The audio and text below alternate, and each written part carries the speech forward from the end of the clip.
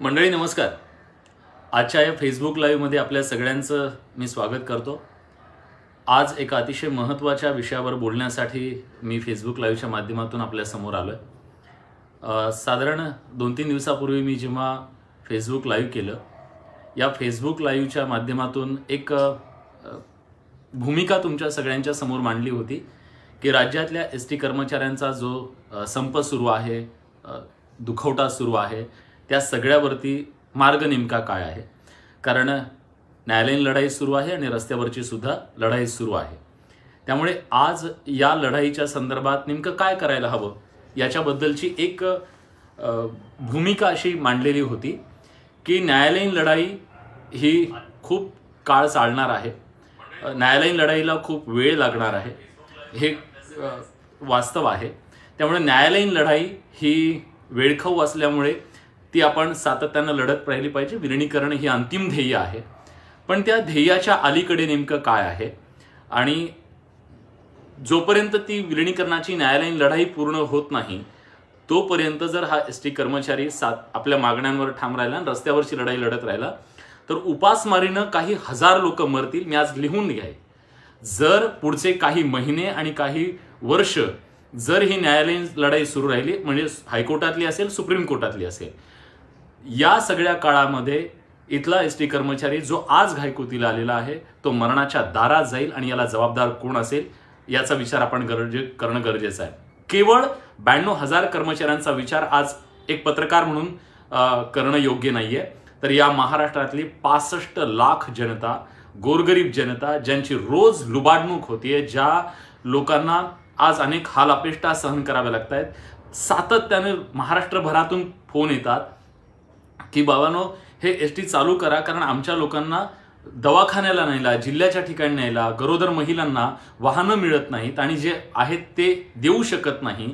त्यामुळे त्यांचा प्रश्न गंभीर आहे. काही लोकांनी तर जीव गमावलेत हे महाराष्ट्रामध्ये. या सगळ्याला ही परिस्थिती जबाबदार आहे, सरकार जबाबदार आहे, यात कुठलीही शंका नाहीये, कारण हा प्रश्न ते व्यवस्थित सोडवू शकले नाही.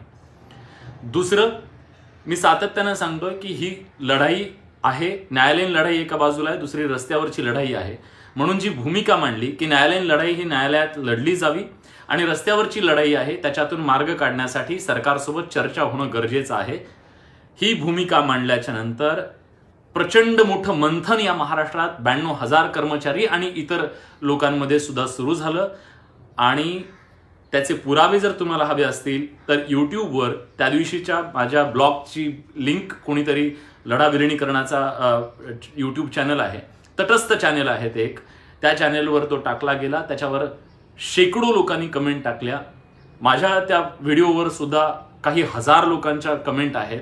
त्यातल्या 90 ते 95% लोकांना, 90 ते 95 होते, 5% जे आहेत ते कायम आहेत. विलिनीकरण आम्हाला रस्त्यावरूनच पाहिजे असं त्यांचं म्हणणं आहे. मी त्यांच्याबद्दल पण बोलणार आहे, त्यांच्याबद्दल त्यांना सांगणं आज गरजेचं आहे. काही गोष्टी मी त्यांच्याशी बोलतो.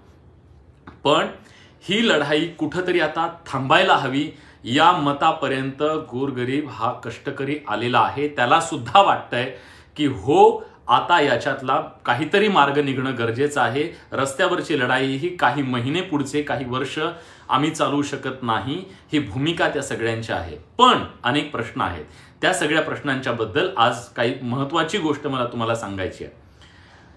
तर राज्यातल्या या सगळ्या लोकांनी खूप सकारात्मक प्रतिसाद दिला, कारण आतापर्यंत असं होत होतं विलिनीकरणाशिवाय तोडगा हा जो कोणी बोलेल त्याला गद्दार ठरवलं जायचं, त्या व्यक्तीला शिव्या घातल्या जायच्या, त्या व्यक्तीला धमक्या दिल्या जायच्या, त्या व्यक्तीला फोन केले जायचे. अगदी सोशल मीडियावर बाहेरचा एसटी कर्मचाऱ्यांच्या व्यतिरिक्त कोणी जरी एक जरी विषय म्हणला की तुम्ही संप संपवा तर तुटून सगळेजण पडायचे. त्यामुळे सर्वसामान्य माणसं आपल्यापासून तुटली. आपल्या ह्या सगळ्या कर्मचाऱ्यांच्या बद्दलची जी आत्मीयता लोकांना होती ती संपत गेली. कारण एक प्रतिमा अशी तयार झाली की एसटी कर्मचारी आरेरावी करतोय, आडेल तट्टू भूमिका घेतोय, तो कोणालाही शिव्या घालतोय, तुटून पडतोय, हे लोक बोलायला लागले. पण लोकांना हे लक्षात येत नव्हतं की हा उद्रेक कसा आहे, ही भावना काय आहे, का तो एवढा चिडलाय, हे या चळवळीच्या सोबत सुरुवातीपासून असल्यामुळे मला त्याच्याबद्दलचा अंदाज नक्की आहे. पण या सगळ्यामध्ये आता मार्ग निघणं अतिशय गरजेचं आहे. हे सगळं बोलत असताना आज तिकडे तिडके नावाच्या एका व्यक्तीची चिता जळतीये. लक्षात घ्या, गेल्या 8 दिवसात 3 लोकांनी आपले प्राण गमावलेले आहेत आणि हे मृत्यू थांबावे, मसनात चाललाय कर्मचारी म्हणून ही लढाई सुरू केली शासनात जाण्याची. पण 35 पासून सुरू झालेला हा प्रवास आज 90च्या जवळ जाऊन पोहोचलेला आहे. दिवस 100 झालेले आहेत. मरण थांबत नाहीये. मग मरण सत्र थांबत नसेल, सरकार त्याच्याकडे ढुंकून बघायला तयार नसेल, तर मग या सगळ्यातून किती दिवस किती मरण आम्ही मोजायचे हा प्रश्न माझा सातत्यानं आहे. दुसरी महत्वाची भूमिका, कर्मचारी जो कष्टकरी आहे त्याने उत्स्फूर्त स्वागत केलं ह्या भूमिकेचं की हो याच्यामध्ये आता मार्ग निघायला पाहिजे. त्याबद्दल मी सगळ्या कर्मचाऱ्यांचं, कारण तुमची प्रतिमा बदलली, त्या भूमिकेच्या नंतर प्रतिमा बदलली. महाराष्ट्रात जे सांगितलं जात होतं की एसटी कर्मचारी अडेल तट्टू आहे, तो तुटून पडतोय लोकांवर, तो आक्रस्ताळी भूमिका घेतोय, ही जी प्रतिमा एसटी कर्मचाऱ्यांची बनलेली होती ती गेल्या 4 दिवसात बदलली. सर्वसामान्य माणसांना पण आता तुमचा पाठिंबा हा मिळत चाललेला आहे की नाही, यांना पण वाटतंय चर्चेतून प्रश्न निघाला पाहिजे. आणि त्यामुळे हा सगळा मार्ग शोधण्यासाठी आता किमान मंथन झालं. एसटी कर्मचाऱ्यांमध्ये पहिल्यांदा मंथन झालं की हो, न्यायालयातली लढाई सुरू असताना रस्त्यावरच्या लढाईतून काही मार्ग निघू शकतो का, याच्याबद्दल लोक बोलू लागले. ही सगळ्यात मोठी एक जमेची बाजू या लढाईतली आहे. आणि देशाच्या इतिहासातले सगळे लढे आतापर्यंत जे तुम्ही अभ्यासा, त्या लढ्यांमध्ये सुद्धा कुठं थांबायचं, कुठपर्यंत जायचं, किती ताणायचं, या सगळ्याचा जर अभ्यास केला तर असं लक्षात येईल की आता ती वेळ आलेली आहे की कुठंतरी या आंदोलनाच्या मार्ग काढण्याच्या बद्दल सुद्धा चर्चा होणं अतिशय गरजेचं आहे. दुसरा सगळ्यात महत्वाचा गोष्ट, का चर्चा या प्रश्नाचं उत्तर आज तुम्हाला द्यायचंय आणि त्याच्यानंतरचा काय मला सांगायचंय, आज मी कुठली महत्वाची भूमिका मांडणार आहे ते तुम्हाला सांगतो. चर्चा याच्यासाठी करणं गरजेचं आहे. सरकार आज ढिम्म आहे. लक्षात घ्या, न्यायालयानं सांगितलेला त्रिसदस्यीय समितीचा अहवाल सुद्धा वेळेत सरकारकडून दिला गेला नाही, ही फॅक्ट आहे. सातत्यानं आम्ही अगदी काल सुद्धा राज्याचे परिवहन मंत्री अनिल परब साहेब यांना विचारलं की तुम्ही समितीचा अहवाल कधी सादर करणार आहात. त्यांनी स्पष्टपणे सांगितलं, समितीशी माझा संबंध नाही, समितीला तुम्ही विचारा, समिती सांगेल त्याच्याबद्दलचं. आम्ही समितीला सातत्यानं फोन करण्याचा प्रयत्न करतोय, ते सांगतायत आम्ही याच्यावरती काही बोलणार नाही, आम्हाला जे काही बोलायचं आहे ते आम्ही कोर्टात बोलू. आम्ही त्यांना विचारलं की तुम्ही समितीचा अहवाल कधी सादर करणार आहात ते तरी सांगा. तेही ते सांगायला तयार नाही. त्यांचं म्हणणं एवढंच आहे, लवकरच करू म्हणजे हे उद्यासारखं आहे. उद्या कधी उजाडतच नाहीये. लवकर करू म्हणजे कधी हा प्रश्न सातत्यानं विचारतोय सरकारला, पण त्याच्याबद्दलचं कुठलंही मत दिलं जात नाही. हे काय दर्शवतंय? हे दर्शवतंय ह्या सगळ्या भूमिकेवर, हा प्रश्नावरती मार्ग काढावा किंवा ही न्यायालयीन लढाई खूप पुढे जावी, ती चिघळत जावी किंवा ती लवकर संपावी अशी इच्छा प्रशासनाची नाही, हे यातून स्पष्टपणे दिसतंय. दुसरं, न्यायालयामध्ये सुद्धा काही गोष्टी तुमच्या लक्षात आणून देणं गरजेचं आहे. काय गरजेचं आहे? आता बघा की न्यायालयामधली ही सगळी लढाई सुरू असताना 5 ऑक्टोबरला, तुमच्या माहितीसाठी बऱ्याच जणांना ही गोष्ट माहित नाहीये, हायकोर्टातली जी लढाई आहे इकडे मुंबई उच्च न्यायालयातली, त्याच्या आधी विलिनीकरणाच्या संदर्भातली एक याचिका औरंगाबाद उच्च न्यायालयात दाखल झालेली आहे. ती याचिका तुमच्यापैकीच एक भगिनी असलेल्या एसटी कर्मचाऱ्याच्या पत्नीने या आत्महत्या रोखाव्यात म्हणून औरंगाबाद उच्च न्यायालयामध्ये ही याचिका दाखल केली आहे. ही याचिका 5 ऑक्टोबरला दाखल झाली, त्याच्यावरची सुनावणी सुरू झाली, पण तारीख पे तारीख सुरू आहे. तिथं सुद्धा न्यायालयाने सांगितलं सरकारला की तुम्ही तुमचं म्हणणं न्यायालयापर्यंत मांडा, पण तिथं सुद्धा सरकार वेळ काढूपणा करताय. तिथं सुद्धा सरकार त्यांचं म्हणणं मांडायला तयार नाहीये. आणि दुसऱ्या सगळ्यात महत्वाचं म्हणजे कोरोनाचं कारण, या सगळ्या कारणावर 2-2 महिने एक तारीख पडत नाहीये. ही झाली औरंगाबाद उच्च न्यायालयातील लढाई. ती याचिका तर प्युअर विलिनीकरणाची आहे. लक्षात घ्या, ती याचिका पूर्णपणे मर्जरची आहे. ह्या 2 याचिका ह्या विलिनीकरणाच्या नाहीत बाबांनो. या 2 याचिका, या ज्या रीट दाखल केलेल्या आहेत, त्या तुमच्या विरोधात सरकार गेलेला आहे आणि ते हा संप कसा बेकायदेशीर आहे त्याच्या संदर्भात सरकारनं ते केलेलं आहे. हे लक्षात घेणं, कायदेशीर बाबी सुद्धा लक्षात घेणं अतिशय गरजेचं आहे. मुद्दा हा आहे, कोणी कितीही टीका केली तर आपण साध्या गोष्टी आहेत तुमच्या लक्षात येईल. जर समजा मान्यता प्राप्त संघटनेची मान्यता गेली म्हणून ते हायकोर्टात गेले. हायकोर्टात जाऊन त्यांनी ती याचिका दाखल करून त्याच्याबद्दलचा स्टे आणला. लक्षात घ्या, त्यांना इकडे मान्यता जाते, ते तातडीनं हायकोर्टात जातात. हायकोर्टात जाऊन तातडीनं त्यांची तारीख पडते आणि त्यांना मान्यता ला स्टे सुद्धा मिळतो. मग राज्यातल्या या हजारो कर्मचारी, राज्यातल्या लाखो लोक प्रवाशांच्या संदर्भातला इतका महत्वाचा प्रश्न असताना सुद्धा 22 डिसेंबरच्या नंतर तारीख मिळू शकलेली नाहीये. तारीख पे तारीख हे सिनेमातले डायलॉग आज एसटी कर्मचाऱ्यांच्या डोक्यात बसले. आज एसटी कर्मचाऱ्यांना ही गोष्ट लक्षात यायला लागलेली आहे की न्यायालयीन लढाई ही मोठी आहे, वेळखाऊ आहे आणि आता ही लढाई आपण सुरू ठेवावी. पण ही लढाई सुरू ठेवत असताना जर तुम्हाला असं वाटतंय की विलिनीकरण हे न्यायालयातून मिळणार आहे, तर विलिनीकरण न्यायालयातून मिळालं तर तो तुमचा सगळ्यात मोठा विजय असेल, यात कुठलीही शंका नाही. मग प्रश्न आहे, विलिनीकरणाची न्यायालयीन लढाई काही वर्षानं मिळाली आणि तोपर्यंत जर तुमच्यातले आणखी शेकडो बांधव गेले, त्यांचे जीव गेले, त्याला जबाबदार कोण? उत्तर द्यावं लागेल. त्याला जबाबदार सगळ्या बाजू असतील, केवळ सरकार नाही. तर या सगळ्यातून मार्ग काढायचा नाही. जो म्हणेल मधला तोडगा काढा, मधला मार्ग काढा, याच्यावरती निर्णय घ्या, तो जर विलन असेल असं जर तुम्ही भूमिका घेतली तर या लढ्यामध्ये कुणी ब्र सुद्धा काढायला येणार नाही, कुणी बोलायला सुद्धा येणार नाही. त्या दिवशी भूमिका मांडली की याच्यातून मार्ग निघणं गरजेचं आहे. त्यानंतर या आंदोलनाचं नेतृत्व करणाऱ्या नेत्यांकडून ज्या प्रकारची भाषा आली त्यावरून हे स्पष्ट आहे की त्यांना चर्चा करण्यात इंटरेस्ट नाही. ते चर्चा करणार नाहीत, ते याच्यावर मार्ग काढणार नाहीत, सरकारशी बोलणार नाहीत. आणि सरकारमध्ये जेव्हा विचारणा केली की तुम्ही तरी किमान चर्चेसाठी पुढे यायला तयार आहात का, त्यांनी सांगितलं आम्ही चर्चेसाठी तयार आहोत, आम्ही चर्चा करायला तयार आहोत, पण तो माणूस आम्हाला नको आहे, त्या माणसाशी आम्ही चर्चा करणार नाही. मग सांगा हा डेडलॉक तुटणार कसा? जर दोन्ही बाजू एकमेकांशी चर्चाच करायला तयार नाहीयेत, 2 महिन्यापासून कुठलीही चर्चा होत नाहीये, दोघांच्याही मनात एकमेकांच्या बद्दल प्रचंड आडी निर्माण झाली आहे, मग तुमच्या दोघांच्या या इगोमध्ये या 92,000 कर्मचाऱ्यांचे जीव का जात आहेत? यांच्या जीवापेक्षा हा इगो मोठा आहे का? माझं म्हणणं नाहीये. आज मी तुमचा नेता नाही, लक्षात घ्या. ज्यांना कोणाला भीती वाटत असेल त्यांनी काढून, मी पत्रकार आहे. या महाराष्ट्रातल्या 65 लाख प्रवासी, गोरगरीब, विद्यार्थी, मुली, या आज म्हातारे कोतारे हे प्रचंड हाल सहन करतायत. वकील त्या दिवशी म्हणाले की मी या कर्मचाऱ्यांचा वकील आहे, मी त्या जनतेचा वकील नाहीये, मी त्यांचा विचार करणार नाही. असं नाही चालत दादा. आम्ही संविधान म्हणतोय, आम्ही संविधानाबद्दल बोलतोय, तर प्रत्येकाच्या हक्काबद्दल बोलावं लागेल. आम्हाला महाराष्ट्रातल्या जनतेबद्दल पण बोलावं लागेल आणि या कर्मचाऱ्यांबद्दल पण बोलावं लागेल. महाराष्ट्रातल्या जनतेचा पाठिंबा या कर्मचाऱ्यांना मिळाला तर हा लढा अधिक प्रखर होऊ शकतो, हे पण लक्षात घेणं गरजेचं आहे.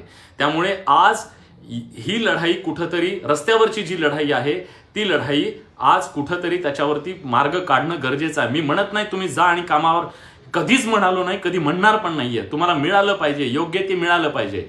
मिळणार कसं? डेडलॉक आहे. मग अशा वेळी करायचं काय?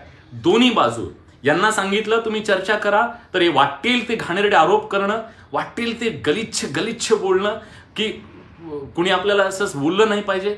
खूप वाईट वाटतं मित्रांनो, खूप वाईट वाटतं. ह्या अशा वागण्यामुळे महाराष्ट्रातला कुठला साहित्यिक तुमच्याबद्दल बोलायला तयार नाही, या महाराष्ट्रातला कुठला पत्रकार बोलायला तयार नाहीत, कुणी सामाजिक कार्यकर्ते बोलायला तयार नाहीत. तुम्ही महाराष्ट्र तोडताय का? तुम्ही महाराष्ट्रातली ही सगळी लोक तुमच्यापासून तोडताय का? तुम्ही असं इतक्या टोकाचं बोलू नका. हा प्रश्न सोडवणं गरजेचं आहे, लक्षात घ्या.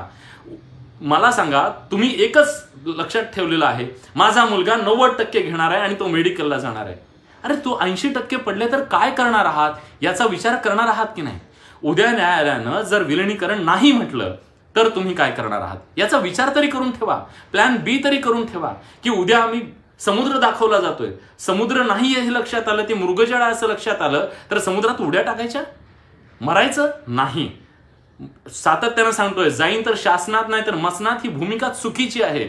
मसनात जातोय म्हणून शासनात जायचंय आणि ती शासनात जायची प्रक्रिया ही जगून पूर्ण करायची, लक्षात घ्या. जिवंत राहून ती लढाई लढायची आहे, हे लक्षात घ्या. ही लढाई मोठी आहे, सरकारच्या विरोधात आहे. का ही लढाई मोठी आहे, काय त्याच्या मागची कारण आहेत, हे मला आज तुम्हाला सांगायचं आहे.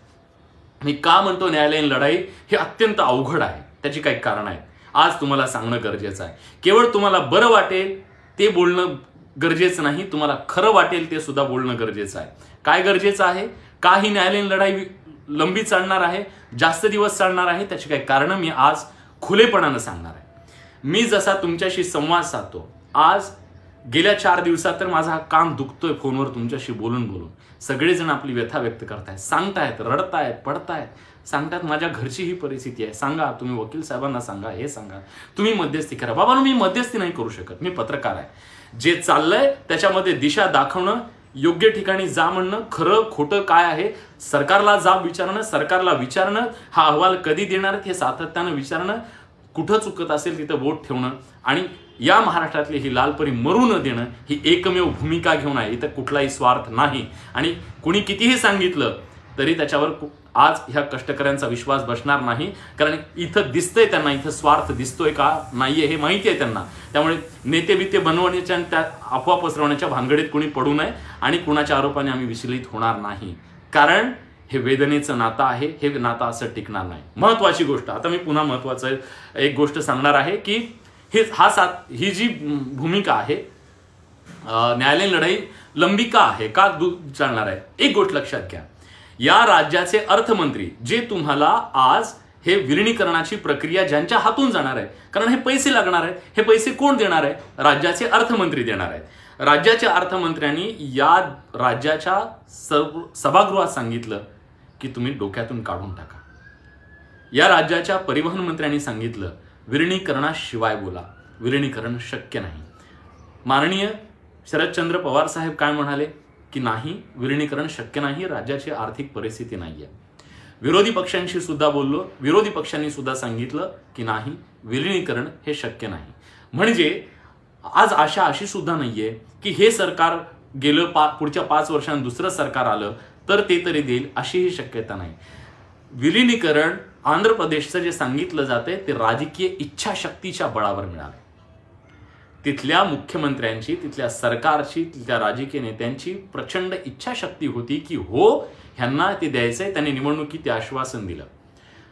या राज्यातल्या आपल्या सगळे जे राजकीय नेते आहेत त्यांचं म्हणणं आहे की आम्ही जाहीरनाम्यात सांगितलं की शासकीय कर्मचाऱ्याच्या नुसार आम्ही त्यांना देऊ, पण त्यांनी अजून ते आश्वासन पाळलं नाही. केवळ टाळ्या पेटून घेतल्या, टाळ्या. पण टाळ्या पेटून घेऊन चालणार नाही, ह्यांना हे द्यावं लागेल.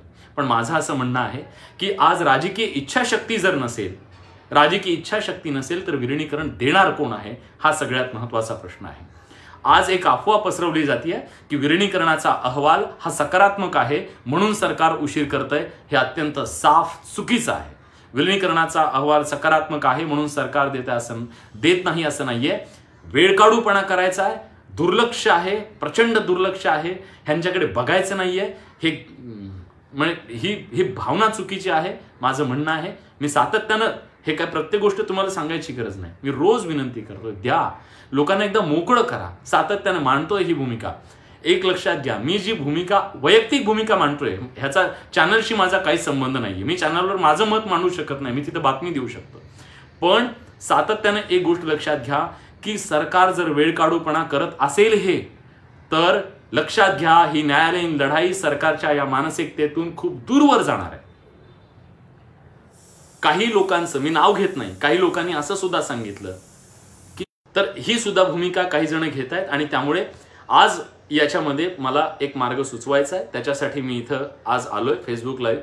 जर वकील साहेब चर्चा करायला तयार नाहीयेत, राज्य सरकार त्यांच्याशी चर्चा करायला तयार नाहीये, तर एक मार्ग निघू शकतो. पडळकर, सदाभाऊ खोत ह्या लढाईमध्ये सुरुवातीला होते, तुम्ही सगळेजण त्यांच्या सोबत होता.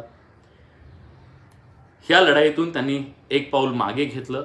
त्याचं कारण हे होतं की अनेक कर्मचारी विलिनीकरणाच्या भूमिकेवर ठाम होते, दुसरा मार्ग नाही असं त्यांचं म्हणणं होतं. किमान सरकारनं त्यांच्यासोबत चर्चा केली होती, किमान काहीतरी मी म्हणतो पूर्ण समाधान नाही, काहीतरी सरकारनं त्यांना दिलेलं होतं. किमान सरकार त्यांच्याशी चर्चा करायला तयार होतं. पण दुर्दैवानं या लढाईतून 2 पावलं त्यांनी माघार घेतली. या तुमच्या वेदनेशी ते सहमत होते म्हणून ते तुमच्या सोबत आले. काय घडलं काय नाही, पडद्यामागं काय घडलं याच्याशी काही देणं घेणं नाही, सोडून द्या ते. माझं आज या फेसबुक लाईव्हच्या माध्यमातून सदाभाऊ खोत आणि गोपीचंद पडळकर यांना माझी विनंती आहे, ज्या कर्मचाऱ्यांना तुम्ही रस्त्यावरती उतरवलं, तुमच्या विश्वासावरती ते आज लढायला तयार झाले, ते आज एकाकी या लढाईमध्ये पडलेले आहेत. सरकार त्यांच्यासोबत चर्चा करायला तयार नाहीये आणि त्यांचं नेतृत्व सुद्धा चर्चा करायला तयार नाहीये. हा डेडलॉक फोडण्यासाठी मी हात जोडून तुम्हाला विनंती करतोय. ज्या मैदानातून तुम्ही निघून गेला होतात त्या कामगारांना आज तुमची गरज आहे.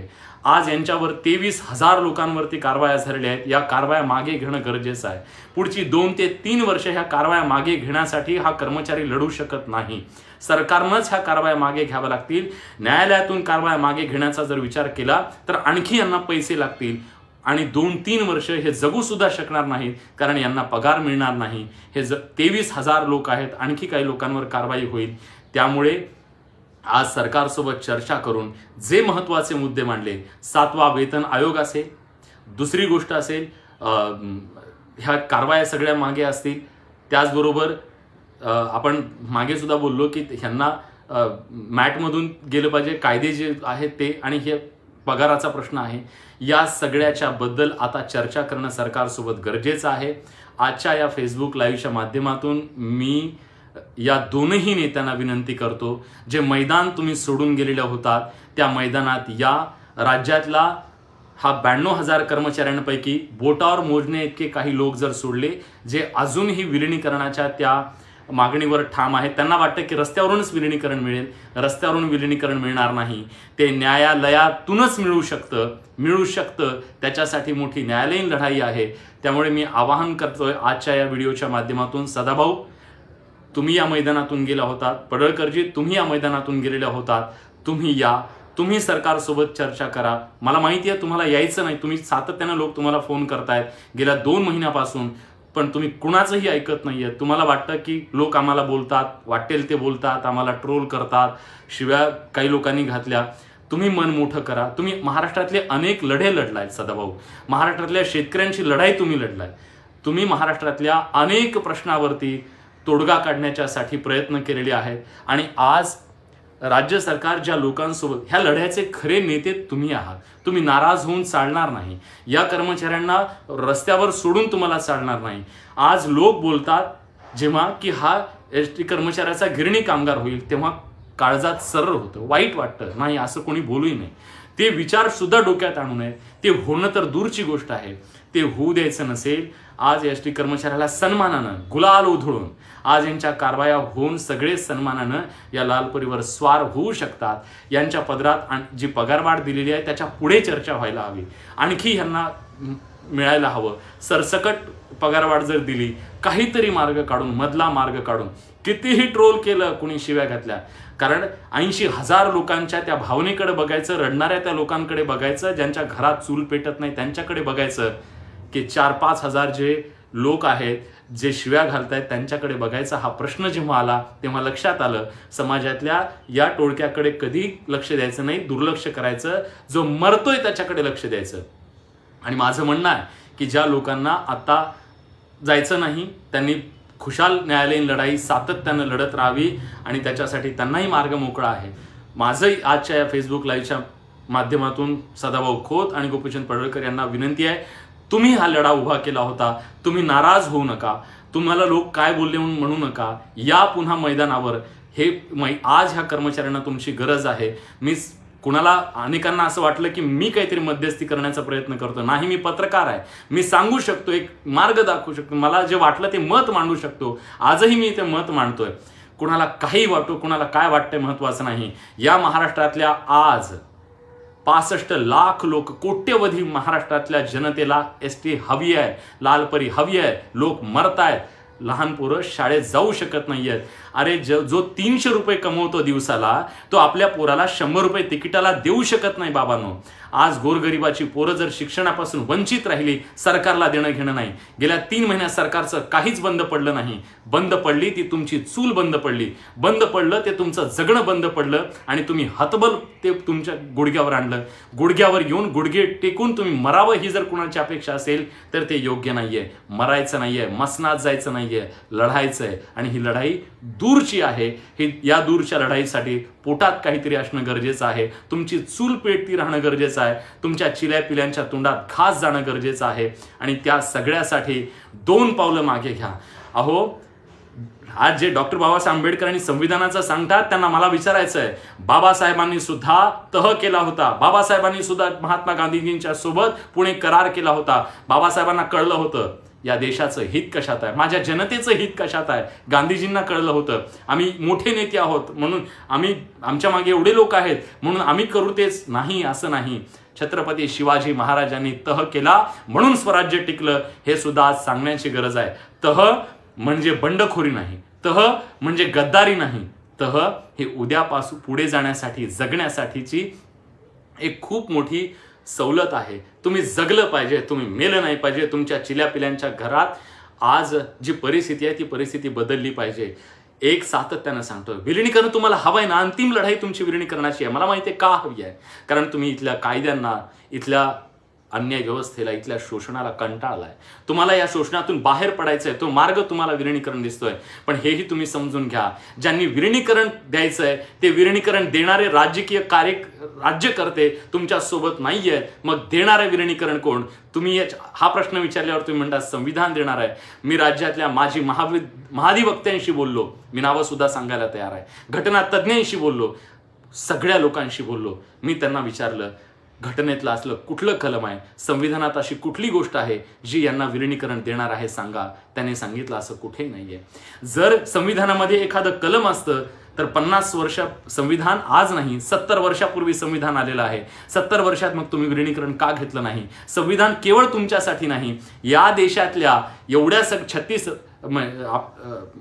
जे राज्य आहेत, सगळी राज्य आहेत, त्या राज्यांना सुद्धा मग संविधानातला तो अर्थ कळला नसेल का? का आंध्र प्रदेश सरकारला तो निर्णय घ्यावा लागला? हा निर्णय सरकारला घ्यावा लागेल, पण आज सरकार तो निर्णय घेणार नाही. सरकार या संदर्भातला निर्णय घेणार नाही हे त्यांनी सांगितलेलं आहे. खाजगीत सांगतायत, जाहीरपणे सांगतायत. जर ही लढाई, मी आज सांगतो, सदावर्ते साहेबांनी तरीही विलिनीकरण जर आणून लावलं, त्यांचे घराघरात फोटो लावा. आज त्यांना दैवत नाही, त्यांना काय म्हणायचे ते म्हणा. जर त्यांनी विलिनीकरण आणलं तर आझाद मैदानावर त्यांच्या पायावर डोकं टेकवायला मी येईन की खरंच तुम्ही करून दाखवलं. पण तुमची ही न्यायालयीन लढाई सदावर्ते साहेब तुम्ही चालू ठेवा, त्याच्याबद्दल कुठलंही दुमत नाही. तुम्ही न्यायालयातून विजयाचा तो कलश घेऊन या, पण आज या लोकांच्या पदरात किमान 7वा वेतन आयोग काहीतरी करून यांच्यावरच्या कारवाया, 23,000 लोकांच्या कारवाया आज मागे घेणं गरजेचं आहे. आज 2 वर्ष जर न्यायालयीन लढायची म्हटलं तर आज ह्यांनी मंगळसूत्र विकून घराचा प्रपंच भागवलाय. उद्या ह्यांनी काय स्वतःच्या किडन्या विकायच्या? आणि किडन्या सुद्धा 2च आहे त्यांच्या. ह्यांना काय 10-12 किडन्या नाहीयेत की उद्या किडन्या विकून न्यायालयीन लढाई ही लढतील. ह्यांची ताकद नाहीये, ह्यांची ताकद नाही म्हणून हा उद्रेक आहे. आज ह्या कर्मचाऱ्यांच्या पदरात काहीतरी पोट द्या, ह्यांची चूल पेटू द्या. त्या चुलीवर शिजलेल्या त्या अन्नाचा कणकण घेऊन पुन्हा हे न्यायालयीन लढाईसाठी सज्ज राहतील, यात कुठलाही विश्वास नाही. हे सगळे लोक तुमच्या पाठीशी आहेत. आता वेळ आलेली आहे हे सांगायची, सदावर्ते साहेब हे न्यायालयीन लढाईत होते या महाराष्ट्राच्या, त्यांनी न्यायालयीन लढाई लढत राहावी, त्याच्याबद्दल कुठलंही दुमत नाहीये. आणि आता जी राजकीय लढाई आहे, जी चर्चेची लढाई आहे, त्याच्यासाठी मी पुन्हा एकदा आवाहन करतोय. सदाभाऊ, तुम्ही जर हे ऐकत असाल, तुमच्यापर्यंत हा व्हिडिओ मी स्वतः पाठवणार आहे. मी हा व्हिडिओ झाल्यानंतर स्वतः फोन करणार आहे तुम्हाला. तुम्ही या मैदानामध्ये, कारण तुम्ही अनेक लढे लढलेले आहेत. ह्या पोरांना पोरकं करून तुम्ही जाऊ नका. या महाराष्ट्रातला प्रश्न सोडवण्यासाठी तुम्ही या. आजही सरकार तुमच्यासोबत चर्चा करेल हा विश्वास मला आहे, कारण ह्या कामगारांनी तुम्हाला मनापासून स्वीकारलेलं होतं. आजही हा कामगार तुमच्यावर कधीच कुणी टीका केली नाही. काही लोक बोलले असतील त्यांच्याकडे दुर्लक्ष करा. 80,000 लोकांचा विचार करा. 5-10 लोक बोलले याचा विचार करू नका. हा महाराष्ट्रातला हा प्रश्न निकाली काढू. माझं या माध्यमातून राज्यातल्या सगळ्या पत्रकार बंधूंना, सामाजिक कार्यकर्त्यांना विनंती आहे, आपल्या महाराष्ट्रातली ही लालपरी गोरगरिबांसाठी जगणं गरजेचं आहे. ही लालपरी अशी बंद राहणं गरजेचं नाही. आज 92,000 कर्मचारी जर मरणाच्या दारात उभा असेल तर त्याला त्या दारातून पुन्हा त्याला सुरक्षितपणे बाहेर आणणं गरजेचं आहे. त्याला मरणाच्या दारात असं उघड्यावर सोडून चालणार नाही. यात कुठलाही स्वार्थ नाही. प्रचंड टीका होईल, अक्षरशः तुम्ही पुतळे जाळले तरी चालेल, पण या भूमिकेवर ठाम राहू की हो, चर्चेतून प्रश्न निघाला पाहिजे, लालपरी रस्त्यावर आली पाहिजे. 92,000 कर्मचारी जगला पाहिजे, त्याच्या घरातली चूल पेटली पाहिजे, त्याच्या लेकरा बाळांच्या चोचीमध्ये आज घास गेला पाहिजे. कुणाच्या तरी पुढे हात पसरून तो किती दिवस जगणार आहे? त्याला भीक नको होती, त्याला हक्क हवा होता. पण दुर्दैवाने गेल्या 3 महिन्यातल्या लढाईत त्याला भीक मागायची वेळ आली. हे योग्य नाही. तुम्ही स्वाभिमानी आहात. स्वाभिमानानं तुमच्या लालपरीवर बसून तुम्ही लढाई लढा. तुम्ही लालपरी सोडून ही लढाई लढू शकत नाही. माझं चुकलं असेल तर माफ करा. शिव्या घातल्यात हरकत नाही, कारण मी आता मनानं खंबीर झालोय. कारण मला लक्षात आलं की आज 80 ते 90% कर्मचाऱ्याची भावना ही आहे की हो, ही लढाई कुठंतरी आता थांबली पाहिजे, मार्ग निघाला पाहिजे. आणि छत्रपती शिवाजी महाराज आणि डॉक्टर बाबासाहेब आंबेडकर यांचे दाखले देणाऱ्यांनी आता लक्षात घेणं गरजेचं आहे. त्याच छत्रपती शिवाजी महाराजांनी तह केला म्हणून स्वराज्य टिकलं. त्याच डॉक्टर बाबासाहेब आंबेडकरांनी तह केला म्हणून आज इथल्या दलित बांधवांना न्याय मिळाला. याची सुद्धा सगळ्यांनी दखल घेणं गरजेचं आहे. पुन्हा एकदा सदाभाऊ, कोणी तुम्हाला बोललं असेल, कोणी तुमच्यावरती काही चिखलफेक केली असेल तर मी माफी मागतो. तुम्ही मन मोठं करा. तुम्ही राज्याचे राज्यमंत्री राहिलेले आहात. तुम्ही लोकांचे लढे लढलेले आहेत. राग धरू नका. न्यायालयातली लढाई त्यांना लढू द्या. वकील साहेब खूप विद्वान आहेत. ते न्यायालयातली लढाई लढून तुम्हाला तो विलिनीकरणाचा जो कलश आहे तो आणून देतील. तो आपण घेऊच, त्याच्याबद्दल काही दुमत नाही. पण आज रस्त्यावरच्या लढाईला ह्यांना एक असा नेता पाहिजे जो नेता सरकारशी चर्चा करू शकेल, ही कोंडी फोडू शकेल. तुमच्यावर विश्वास आहे इथल्या जनतेचा, एसटी कर्मचाऱ्यांचा सुद्धा. तुम्ही या मैदानात. पुन्हा एकदा तुम्हाला कळकळीची विनंती करतो आणि आजच्या या फेसबुक लाईव्ह मध्ये थांबतो. मंथन करा, चर्चा करा, विचार करा शांतपणे. या लढाईमध्ये एसटी कर्मचाऱ्यांची ही लढाई, आणखीन एक मुद्दा जाता जाता सांगतो. एसटी कर्मचाऱ्यांची लढाई सरकारला का कळली नाही? हा उद्रेक इतका मोठा आहे का कळला नाही? एसटी कर्मचारी 3 महिने झाला तरी आज का खंबीरपणे उभा आहे? त्याच्या मागचं कारण आहे एसटी कर्मचाऱ्याची बायको, त्याची अर्धांगिनी, त्याचे लेकरं त्याच्या ह्या लढाई सोबत आहेत. त्याच्या ह्या लढाई सोबत आहेत. ते त्याची ताकद बनलेत म्हणून हा एसटी कर्मचारी बाहेर जाऊन लढू शकतोय. माझं आज या फेसबुक लाईव्हच्या माध्यमातून त्या अर्धांगिनींना सुद्धा विनंती आहे, ताई, आज तुम्ही सगळ्यांनी घरात विचार करा ह्या गोष्टीबद्दल. तुम्ही भावनिक होऊ नका. मी सांगितलं माझ्यावर विश्वास पण ठेवू नका, कवडीचा विश्वास ठेवू नका, पण तुम्ही किमान विचार करा, सर्वसमावेशक विचार. आज प्रत्येक डेपोत ह्या गोष्टीचा विचार झाला पाहिजे. तुम्ही विनंती करा सदाभाऊ खोत यांना, जशी मी हात जोडून विनंती केली आहे. सदाभाऊ या आणि आमचं रस्त्यावरचं नेतृत्व तुम्ही करा. न्यायालयातलं नेतृत्व हे सदावर्ते साहेब करतील आणि अशा प्रकारे दोन्ही बाजूनं आपले सगळे बोट तुपात राहतील. दोन्ही जर मार्ग इकडून काही मिळालं तर तेही चांगलं, तिकडून विलिनीकरण आलं तेही चांगलं. प्रश्न सुटू शकतो. लालपरी जगू शकते, तुम्ही जगू शकता आणि महाराष्ट्र सुद्धा या संकटातून बाहेर पडू शकतो. माझं काही चुकलं असेल तर मला माफ करा, पण तुम्ही जगलं पाहिजे. धन्यवाद.